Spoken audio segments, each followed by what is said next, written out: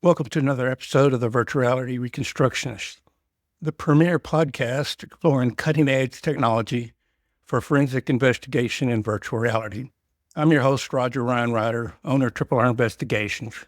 Today, we're thrilled to have Eugene Liscio with us, a pioneer in the field of 3D forensic documentation, as well as the founder of AI to 3D Forensics and Recon 3D with us. Eugene is well-known an expert in forensic visualization, crime reconstruction. He utilizes advanced 3D technologies to create accurate and detailed reconstructions used in courtrooms and investigations worldwide.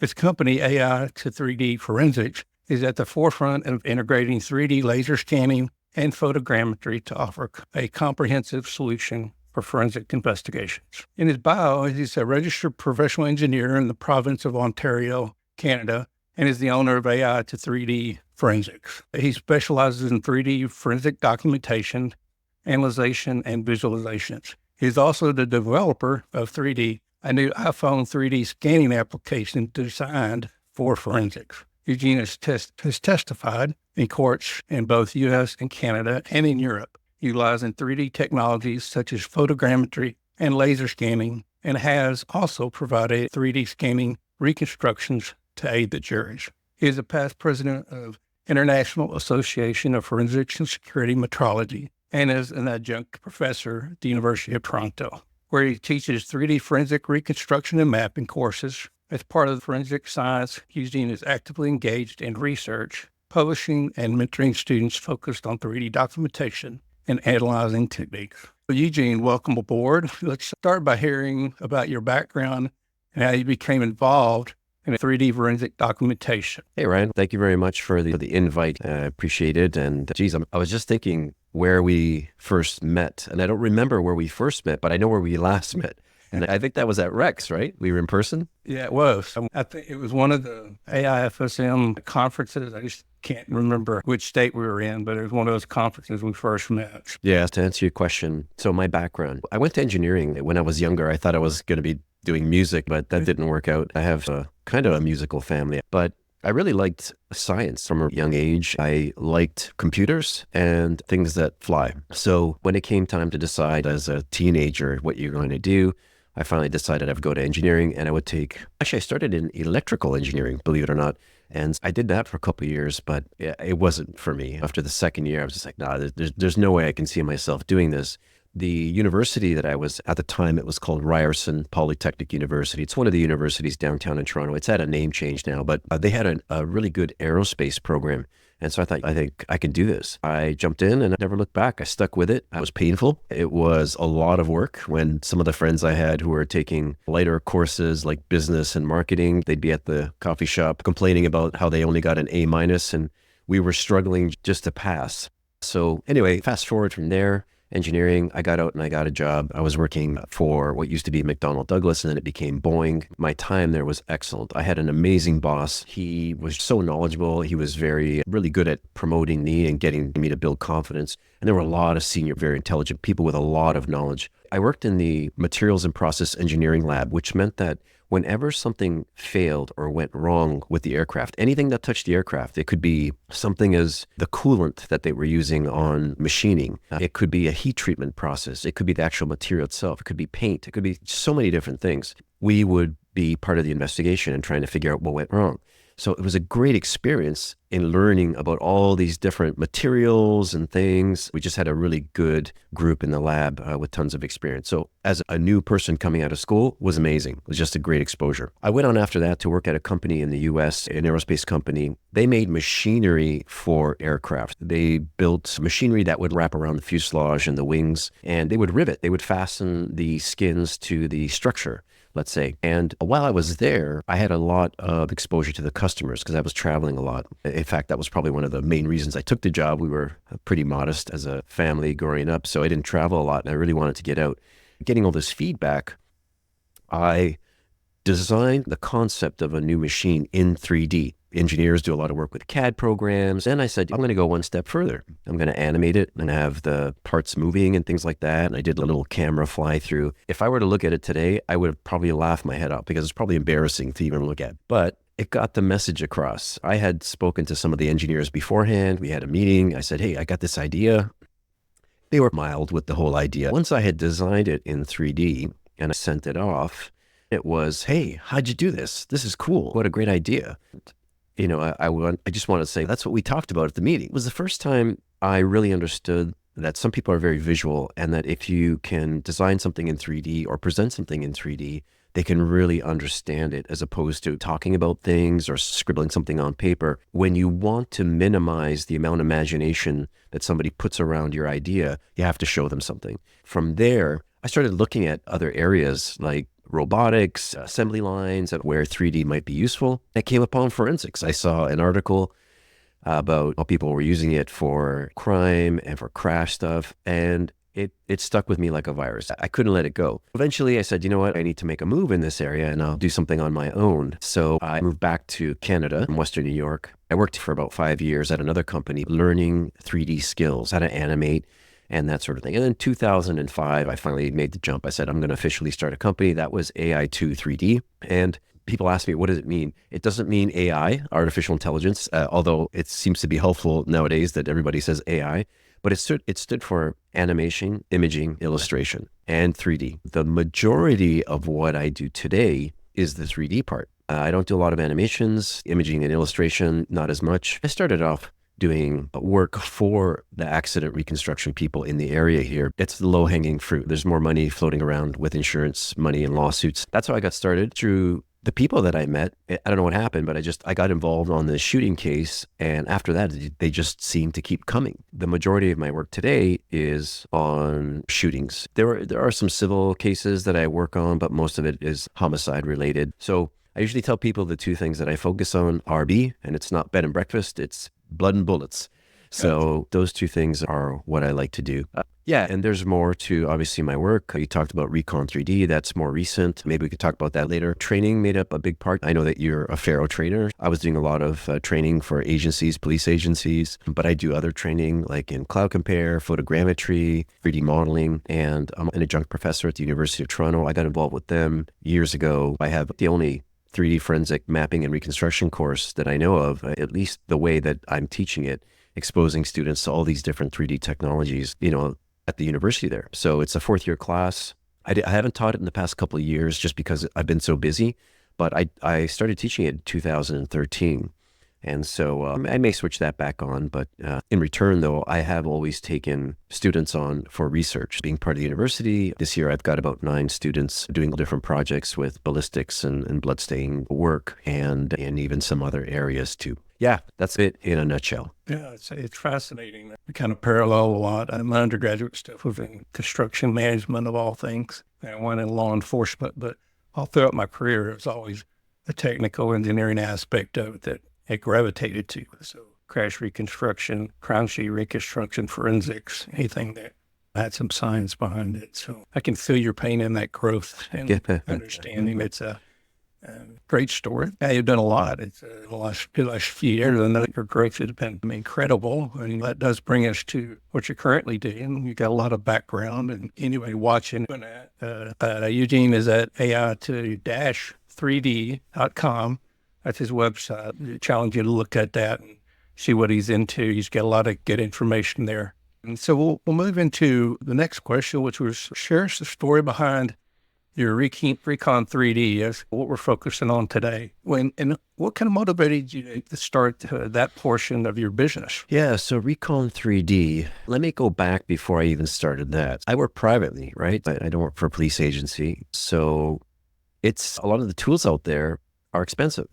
And so if you buy a $70,000 laser scanner, you've got to work really hard to pay that back. A lot of people don't realize that's a very big investment. And I remember first time negotiating this with my significant other saying, hey, we're going to be putting some money into this thing. And she's, for a laser, what? Like, what are we getting here? It's very costly, and you're always looking for low cost tools that are going to be bringing you value. So I had looked at a lot of the early sensors. They came out like the Microsoft Kinect sensor. There were sensors from Intel. I've got one back here. So these ones here, they're like the little Intel sensors, and they have a little infrared projector and infrared cameras and color camera. So you can use these to scan, to collect data, which is great. But everything fell short. It just never really hit the mark for me. You'd run into problems outdoors in sunny conditions. There were certain things that would give you a lot of problems, but I didn't give up. I kept looking, and over the years, there were like some advancements made there, other apps and things like that that have come out, and shout out to, for example, Dot Product. Like they've been doing some really amazing work with the Kinect sensors, the PrimeSense sensors when they first came out. Just a good team of people and great little product. What they're doing with low-cost sensors is really cool. I had met David Boardman in about 2010 or 11 around that time. At the time, they were called URC Ventures or URC Robotics. They did a lot of photogrammetry processing, thousands of images. There was some relationship with the Department of Defense as well. I don't know the exact history, but it's something like that. And anyway, they had started another company called EveryPoint. They have a related business that does stockpile measuring and things like that. I looked at this EveryPoint engine and he said to me, hey, we got this product. I want you to take a look at it. So I was like, okay, yeah, let me have a look. I had tried it and my first reaction was, hey, that looks pretty good. The first thing that I do when I get something is I try to break it. Like, where's it going to fail? So there are two places where most 3D technologies will fail. One of them, if you're using something related to photogrammetry, will be on a very flat surface. So if you've got a big white wall and it's featureless, there's not a lot of points or high contrast points on that wall, these things fail. Okay, so if you run a photogrammetry project, you either get a lot of noise or you get no data at all. I had a flat white wall and I said, that's pretty impressive. The next one is shiny black cars. If you get a really shiny, nicely polished vehicle, you'll know from your experience that if you scan with even a terrestrial laser scanner, those expensive equipment, you come back and you're like, oh, that doesn't look so great. So photogrammetry really has a hard time with things which are reflective and shiny as well.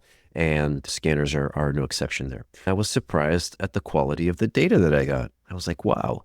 I'm getting something decent out of this. And that's how it started. We had discussed creating an app, and I think it was him who really actually pushed me towards it over the edge for getting it started. So this would have been 2022, yeah.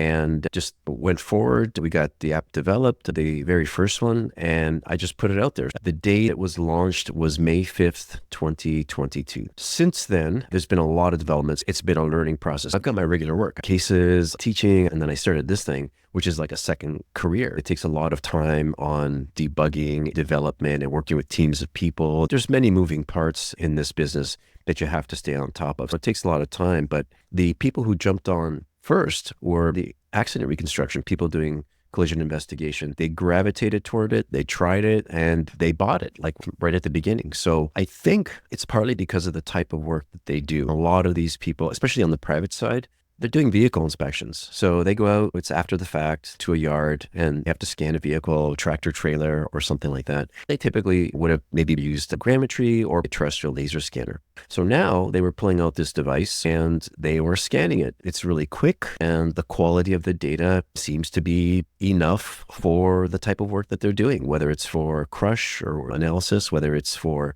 just looking at the overall damage. That's where it got started. That was the journey through this thing. It was scary. I can tell you that. It still is scary even today. We've obviously grown in the number of users since we first released. It's a precarious business for sure. But I think when I see people who are using it for work, it gives you a certain satisfaction. That's the biggest compliment you can give a developer. Little by little, we're growing with more people. We've committed to doing a lot with this app. We are focused on the forensics area. I would always recommend to people, go try these other apps, a Polycam, Scaniverse, 3D scanner app. Go look at them because they're there. They may be low-hanging fruit, right? In some cases. But we're focused on forensics, whereas they are focused on everybody, whether it's kids making models for gaming or like whatever. My main focus is people that are doing collision reconstruction, crime scene reconstruction, fire, all those different areas where the data may be used for court. And so that's been my main focus. And what that means is it's not just about the app. There's a lot of things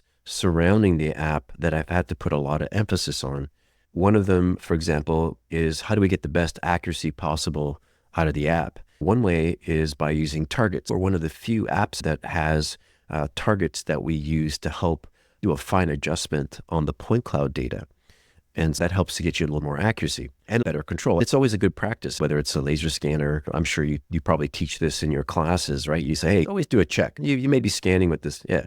go back and just lay out a tape measure and do a double check and make sure, use a laser distometer or something like that. So I promote that a lot. We have a training course. At first I thought about it, geez, I got to have a course for my app. And I'm like, yeah, hell yeah. This is forensics. If somebody's going to be getting on the stand and talking about the data they're using for an app, they are going to be asked, have you been trained on this? How do you know this works? How can we trust this? The fact that we have a short course and every person has to do their own validation of the app, meaning they have to do their own project and check for themselves the kind of accuracies they can get under certain conditions. That's been a really valuable exercise for a couple of reasons. One is that people prove to themselves what it's capable of and what it's not capable of. And so I always tell people, if you really know the tool that you're working with, you know where it doesn't work, right? You know where it gives you problems, you know where not to use it and not to cross that line, so to speak. That's been really helpful. And then, of course, if they finish the assignment, they get a certificate. And that certificate is valuable to many people when they're going to court. Some of the data that we've captured on the training courses, we've used in research publications like validation publications. We have 5 published papers on the website,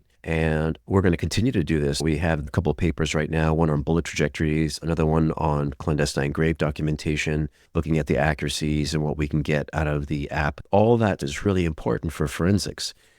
I'm not so interested in being able to say, hey, Recon 3D is accurate to 2 millimeters or 100,000ths of an inch. In fact, if somebody says, I did this project and it got so accurate, I tell them that's great, but please don't go out there advertising that because you're going to kill me. Like you're going to cause more problems than good.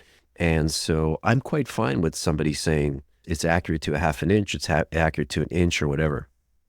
In forensics, it's not about the actual accuracy, it's about the uncertainty and the errors. You need to know what that is. And so I put it out on the table and say, this is what we found. We did this exercise, this is what we found. We did a bloodstain project or a series of tests, this is what we found. I think that's something that is unique to us. I don't have to go out there and say, I've got the most accurate iPhone app out there. But what I can attest to is we have the most scientifically studied app out there. And that to me is what is even more important. Yeah, it's a great point. In our business, as you're probably seeing, that focus for you is probably because of your courtroom approach, right? So you want to be able to back it up, which is fantastic. I love to see that because that's what it takes. You're hitting on some research concepts that are really important. Transparency in your error rate is big, and we know it's always there. It just shocks me to see that the history of experts in courtrooms have said, without a doubt, they're 100% accurate. And I'm like, what are you thinking? Anyway, I'm not true scientists, right? They're fading to kind of a little ego, overcoming that. Mission Recon 3D, what is a snapshot for somebody that may not maybe new to that technology, like you're saying, a reconstructionist or something, of how you're utilizing the iPhone to capture that data? Just a short understanding of that. Could you give the audience that? Yeah, sure. So Recon 3D works by fusing 2 different technologies together. One is photogrammetry, and the other one is what the LiDAR sensor on the iPhone gives you. So but there's a little black dot on the phone. That little black circle is the LiDAR sensor that first was released in 2020, and I think it was the iPhone 12 Pro and the iPad Pro at that time. What that does is it sends out a grid of dots. There's 2 sensors. The iPhone 15 has a slightly different sensor pattern that it sends out. The first sensor was a 12 by 12 matrix of dots, and it shifts, it moves around. So when it moves really fast, it looks like an interlaced pattern, like a larger overall pattern. And what the device is doing is it's measuring the distance to each of those dots. Inside the Apple framework, you take those dots and convert them to an image called a depth map. For example, if I had an image of a hotel room or a roadway, points farther away would be blue and points really close would be red. Each pixel in the image would have a distance associated with it. So it's a flat image, but it has a distance. That depth map is useful in many types of augmented reality projects and virtual reality, all kinds of different things where you're doing reconstruction work. So that's the LiDAR sensor. Then there's photogrammetry. Photogrammetry is a way of collecting a series of overlapping images and be able to create a 3D model from it. So whether it's a mesh model or a point cloud, a lot of people are familiar with drones on roadways. The benefit of fusing these two technologies is photogrammetry tends to break down when you don't have a lot of features. If you have a white wall and you're starting to move, it just sees white wall. It doesn't know what that is. It doesn't know what it means. But there are other sensors on the device. There's accelerometers, there's GPS, there's all kinds of things. But when you take all these things and put them together, the two main ones being you're recording video and LiDAR. Imagine if you could have a frame or a picture of the video, and inside of that, you could associate that with the depth map. So if you pick on a pixel in the image, it knows how far it is. That white wall, where it had no clue where it was, now it knows where it is. It knows how far it is. You gain benefits from using each of those technologies and fusing them together, and you get out of troubled areas. So it helps you by fusing those two technologies together. Some people will say Recon 3D uses the LiDAR sensor, or they call it LiDAR. It is. But you really have to think of it the other way around. It's more like photogrammetry assisted by LiDAR. That's the best way I can describe it. So it is LiDAR, it is using the LiDAR sensor, but photogrammetry is the big piece of it that's being assisted by the LiDAR sensor, and that's how it works. Yeah, I think that's a good understanding. People are thinking LiDAR and lasers, the big thing, and it helps that accuracy. But like we're seeing, I think outside the box, when we combine, like you're doing, photogrammetry, LiDAR, sensors, we're getting something that's much improved. And as we're seeing with other technology, I found myself in that situation recently with some research where I was overthinking. Luckily, I have a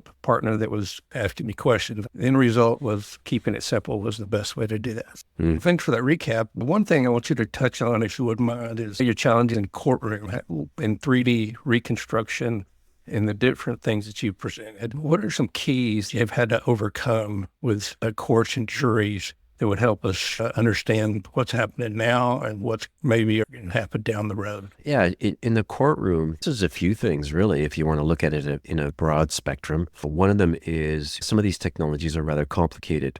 You want the jury to feel comfortable with the technology that you're using, whatever that might be. For example, a laser scanner. How does this thing work? They may ask the question. And on 2 occasions, I've had to bring the laser scanner in the courtroom and demonstrate how it works. Scanning the courtroom with the jury there and then showing them the results immediately. And that was a very effective way for them to understand, this is the process that I use, this is how I walk through it, and this is the result that you get. And when they see it firsthand, that works great. I know of some people who they'll go in early, they'll scan the courtroom with nobody there, and then during their testimony, they'll actually bring it up and say, hey, look, I was here yesterday, I did a scan, and this is what it looks like. So communicating how the technology works in a simple way is always a good idea. Other challenges are always having some kind of way of communicating what the errors are. And so this is also fairly complicated, depending on the technology that you're using. If you're using photogrammetry, that can be really complicated because photogrammetry doesn't have a calibrated certificate. You're using a camera, it could be from a drone, it could be an expensive digital SLR camera or mirrorless camera, it could be your phone, right? So the question is, what kind of accuracy are you getting out of your photogrammetry project? And that is a little bit harder to quantify and is complicated to explain. So doing simple things like just having control measurements, just having a few measurements that you can say, hey, look, I measured this with a tape measure. I've got 30 feet here, and I checked it in the photogrammetry model, and I'm getting 30.01 feet. That's a simple way to communicate your accuracies, but you always have to have it there. So that's something you must have in your back pocket at all times. You asked about the courtrooms and some of the challenges is presentation of 3D data, being able to give a product that is useful. And so oftentimes, if I'm doing a shooting reconstruction, if I am doing some kind of a project or a case that involves a 3D model, I'll bring it up on my screen during trial. I can move it around and I can put it where I want it as part of my testimony. Some people will do, for example, animations. Those are good. That's something that a jury can usually understand quite well. And there are other ways to share data. One of the outputs now of the laser scanner is a virtual tour. It uses the panoramic images from the laser scanner as a basis, but it's what you would get in Google Street View. You could do the same thing, but more or less for a crime scene inside of an apartment or something like that. And so that's cool, like being able to share that kind of data. And there's also taking that data and producing other things from it. For example, in a case I had, I created a virtual model of the scene using a gaming engine. So this is going back now. This is probably like 2010 or something. It was a lot more effort back then. I think it's easier to do today. But I put everything inside of this 3D viewer. It had a lot of shortcut keys we could program in, and that went into trial. And so people can fire it up, they could look at it, and you were able to move around like a video game and isolate specific moments. It was an officer-involved shooting in Atlanta, if I recall correctly. Yep, it was pretty novel at the time. I think back and I'm like, geez, that was pretty cool. So that was another way you can deliver 3D data, and even 3D printing. There's nothing stopping people from taking scan data, meshing it, creating a model, and then having that model printed. It's great because you can take big things and make them small. You can take small things and make them big. I've got a couple of examples here.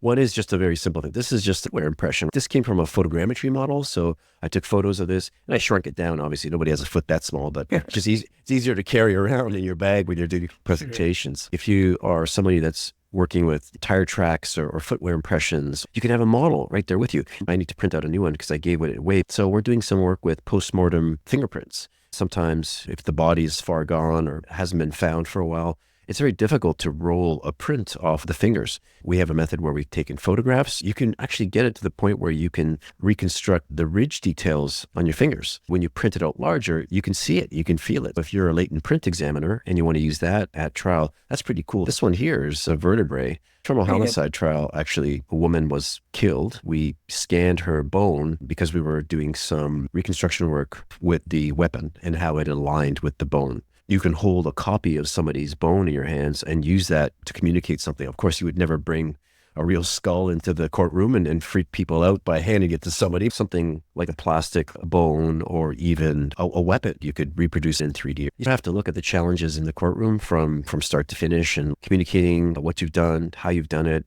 to what degree of accuracy have you done it, and what can you leave the jury in terms of what they're going to take away with them when they go deliberate and make a decision. I worked with a lawyer a while back that was still doing models, creating death cases, models of the scene. The jury could see how it worked out to scale and everything. And it's really powerful. He said the other side of that, why he did that and kept doing it, was once you get that model out there, they continually look at it.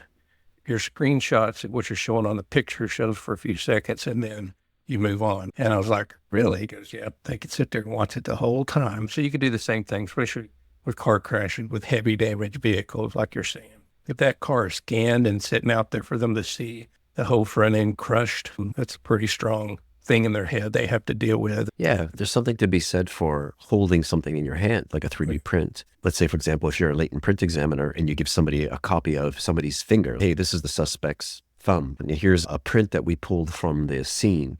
I'd like to show you the differences. And all of a sudden they're holding this big 3D finger kind of thing. So you can color code the ridge details and things like that. I think that would be a very memorable thing, something that they would not forget very easily. From an attorney standpoint, they're trying to keep people engaged. And let's face it, like some of these trials go on, you look over it. I've been in trials where the judge says, we need to take a break because these jury members are falling asleep. Anything you can do to make it more interesting will help for sure. No, it's an interesting point. I can see where something like that 3D figure color-coded would help a jury understand what that examiner is matching up, because that's pretty detailed work and a lot of terminology involved and explanation. But when they see that, they don't have to memorize all it. They can just go, okay, that makes sense. On the programs, we also have an interest in 3D scanning, 3D reconstruction, and how they intersect with virtual reality. With those technologies in mind, can you give us an idea, what do you think they're going in the forensic investigations side of what we do? There's a lot to say here. In virtual reality, there are many applications. If we just talk about virtual reality in general, I think the main area that VR has taken up has been in training. Everyone knows there's like simulation training for anything, for fire, for crime scene, and so many other areas too. That's a no-brainer. That it's a great tool to give another way of learning. So I like that. But in terms of actual casework, there are some things where it can be used, but there are some limitations too. I did some bloodstain analysis inside of it. This was an exercise that I did at the Ontario Police College. We did some exercises and stuff, but I scanned they have like these apartments where they do training.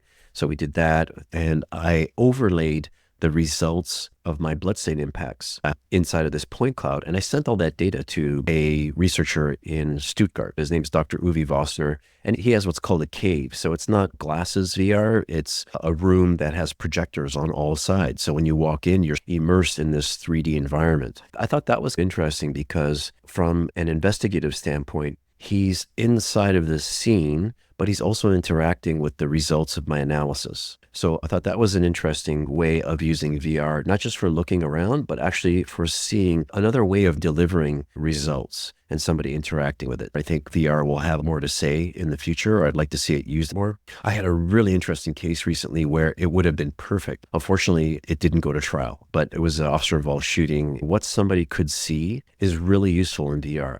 That's its strength, the fact that you're there and you're getting a perspective on if I'm standing here versus someplace else, what am I seeing? What am I not seeing? That's another strength of VR that I think a lot of people don't talk about, but one in this particular case that would have been really beneficial. I think it is a big jump to say, we're going to put the whole jury in VR. We're going to take 20 people and they're going to be walking around the courtroom or something like that. There's obviously some technical limitations and some logistical issues that have to be overcome first. A first good step would be, for example, when we talk about full VR, we're talking about 6 degrees of freedom. So you're moving around, you're walking around, you can move in that space. But if we take a step back and go to 3 degrees of freedom, in that case, you could be seated in your chair. You can rotate around, you can look around, but you can't move forward or backward or up or down, but you're stuck inside of the bubble, let's say, but you can look around. And what I like about that is you could have a person, whether it's an attorney or an investigator, giving you a virtual tour of a crime scene. That's easier to do because you can set everybody up. You can set 20 headsets up and walk everyone through the crime scene. Somebody can be like the tour guide. Okay, let's go to the kitchen.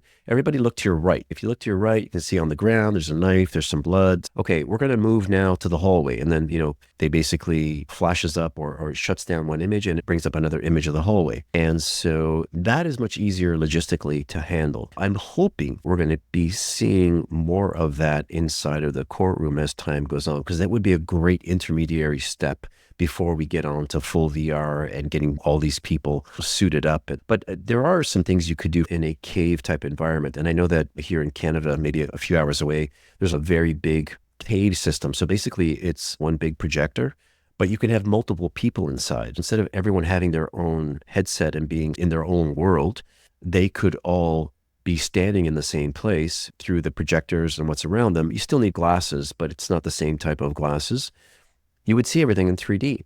That is obviously not going to be something you bring to the courtroom, although you could, but it would be easier to just take people out of it and bring them to a location where they could experience the crime scene and everything inside of virtual reality. I think that's probably why it really hasn't taken off so fast. There's some limitations on how we get there. Certainly the part of creating the content for VR is excellent. We have photogrammetry and lasers, like all these things that we have now, we've got that part down. But then once you bring it in, what to do with it, how you set it up, how you make it interactive, and so forth is a lot more difficult. I think we still have a ways to go with VR, but hopefully, like I said, that intermediary 3 degrees of freedom step would be much more achievable and easier to do. I'm hoping that more people focus on that in the near term. That's a great point. And I love those points, Chris. Those are things that I've always been interested in the courtroom and helping the jurors understand things. Could they happen? Let them truly decide.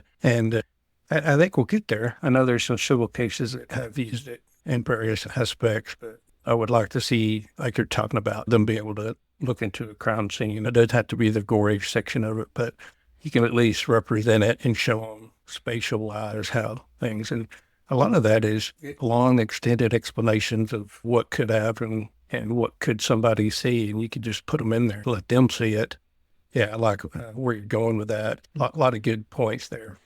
So as we move forward, I know we covered a lot in our final segment. Is there anything else you'd like to share with the audience about Recon 3D, the future of it, and your forensic technology aspect? Yeah, sure. 2 things. I don't know if you set me up on purpose talking about courtroom visuals or whatever, but it'll lead right into what I'm going to talk about. But the first thing is right now we're doing a complete rewrite of the app. So we've started from scratch and rewrote the whole thing. That'll be released sometime in the future to help open up the architecture. And there was some learning along the way and things like that. So there should be some performance improvements, integration with companies like Axon. So people who have an Axon account or police agencies that are using Axon, they'll be able to upload to their like evidence.com accounts and such. So I'll look for that in the near future. The second thing is we were just talking about juries and courtroom visuals. So I will be announcing a new product in just a few weeks, and that is called Vision 3D. And I don't even have it on the website yet. The idea of Vision 3D is that it gives people a way to share the data they collect with the app. One thing I found in the training courses and with people coming on board to Recon 3D, a very large percentage of people are brand new to 3D. You're a person that has experience with photogrammetry and laser scanning and these other technologies. Imagine somebody walking in from zero and they have this app, they scan and they collect some point cloud data. There's a big problem because what they end up doing is they spin it around on their screen and they go, hey, check this out. And then that's it. They're stuck. It's no coincidence that usually about a month after I had the Recon 3D course, I have a cloud compare course so that people can learn how to manipulate the data and how to take measurements and how to do different types of analysis. I want people to share the data in the format that it exists. I'll be coming out with something called Vision 3D, a way of importing the data. It's an editor. You can bring in multiple point clouds. You can bring in Faro data or meshes and combine them if you like. Once you put them into this editor, you'll be able to create a virtual model that you can share with people. If you have photographs from a crime scene, you can tag those in there with the bubble tags. You can add video, add 360 imagery, documents, measurements, text. It's giving you a whole bunch of different features that you can append to the point cloud so it's more meaningful. Once you're done in the editor, you can export it as a zip file. I can share that with you. I could share it with anyone else. And if it's PC based only right now, you could put it on another PC. And I'm thinking about courtroom. I'm thinking about sharing that data with the jury so they can take it back for deliberation. And they just run it and they get a very simple interface and they can rotate around, rotate the model around, zoom in, zoom out, pan over, but they get access to all those links. If it's a vehicle that's crushed and there's a very important scrape on the side, you can zoom in on that point and add an image there. Or you can even add a viewpoint. You can say, look, you need to focus in on here. When they double click, a little eyeball flies into that particular position. They're like, oh yeah, that's what he was talking about during his testimony. It's this little gouge mark here. You can append your reports and it's a nice way of sharing 3D data. I wanted to make it completely offline because there's a lot of just agencies that just don't want to share anything online. So it's a pretty simple tool. There's a lot of room for it to grow, but it's in beta testing right now. We're just finalizing some things. I just got another beta yesterday that I was testing. So probably in 3 weeks, there's going to be an announcement on it. I'm really looking forward to it. I'm excited about it because I think it really will open up the door for people to just sharing the data in 3D in a very simple way. Think about an attorney or think about a client that just, they're not technical. They're not going to be opening up Cloud Compare or other software packages. And so it's very similar in principle. Leica has TrueView, right? These virtual tours. The main difference being in those cases, the panoramic image forms the basis of the virtual tour. And with Vision 3D, the basis of the whole, I wouldn't call it a tour, but it's a virtual model. And so it's the 3D data itself that forms the basis of the whole experience. Yeah, I think it's going to take off for you. That's going to be a really strong tool to take that to the point. I've noticed that since we've talked about your application, there was a lack of how do we get it into the courtroom? Like you said, there was some virtual options, but it wasn't, I think it was all encompassing. It was limited. I appreciate you reaching out and getting your focus on the end result and how do we present this to other people, not just lawyers, but then the court and the juries. I think you're on the road to a good place with that for your users for sure. It'll be interesting to see outside of the Recon 3D arena, who else reaches out to you. Yeah. A simplified tool like that is a needed asset. Actually, Eugene, thanks for everything. I appreciate your time. If you'll hang tight, I will close this out and get back with you. We'll finish up. Thanks so much, Ryan. I appreciate it and look forward to seeing you sometime soon. Hopefully we'll catch up again in person sometime. Oh, absolutely. I hear you. All right. I'll be right back with you. That wraps up another insightful episode of the Virtual Reality Reconstructionist. Thanks to Eugene Liscio for joining us today and sharing his invaluable insights on 3D forensic documentation. To the listeners, thank you for tuning in. Remember to follow us on your favorite podcast platform for more episodes of exploring the fascinating world of virtual reality and forensic investigation. Until next time, this is Roger Reinreiter signing off for Triple R Investigations. Stay safe and stay curious.